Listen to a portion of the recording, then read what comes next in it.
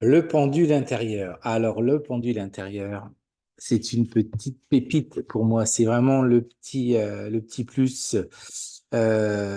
qui est très, très utile. Enfin, moi, je sais qu'il me sert beaucoup et je l'utilise très régulièrement. Alors, qu'est-ce que le pendule intérieur? Donc, le pendule intérieur, c'est un peu le ressenti de notre corps. Ça va fonctionner exactement comme un pendule de radiesthésie, sauf qu'au lieu d'avoir la matérialisé par le pendule, cette fois-ci, ça va être matérialisé par nos ressentis. C'est-à-dire que quand on va poser une question, on va avoir une sensation dans notre corps, et c'est celle-ci auquel il faudra faire attention, qui, qui va nous dire, bah oui, c'est oui ou c'est non, tout simplement.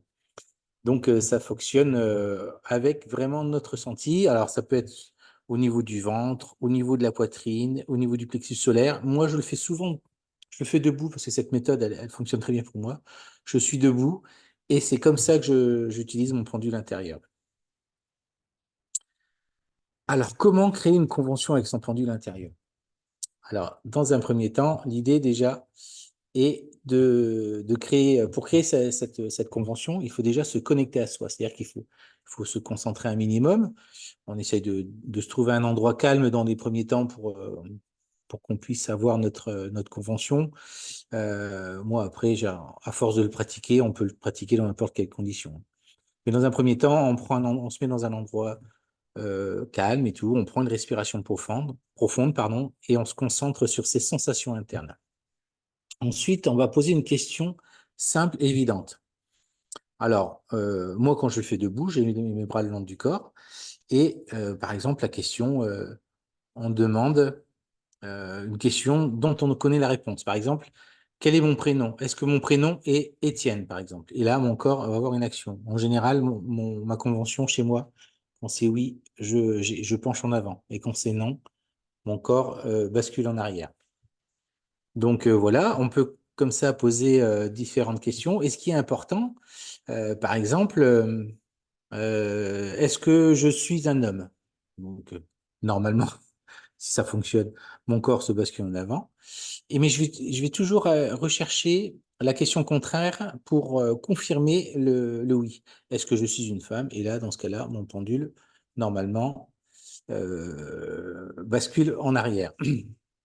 Donc, c'est vraiment très, très important d'observer ce qui se passe à l'intérieur de son corps.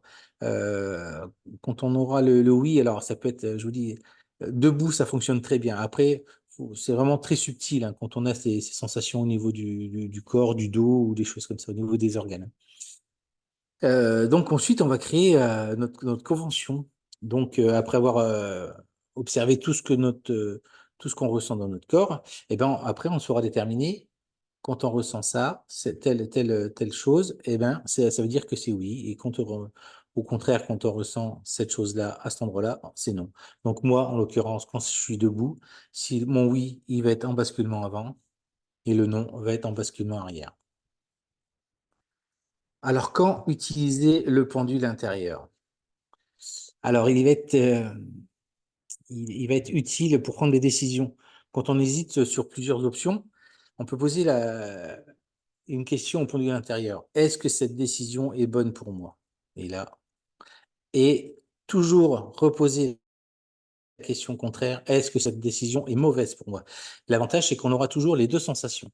C'est pour ça que c'est important de reposer la question et la question contraire. Ça va nous permettre également d'explorer des choix personnels. Euh, Au quotidien ou des choses aussi beaucoup plus importantes, toujours en écoutant la réponse du corps. Et ensuite, ça va gérer des doutes émotionnels. Si on sent que, si tu sens que tu es indécis ou que tu hésites sur ton chemin, eh ben, ça permet de confirmer ou d'infirmer ta décision.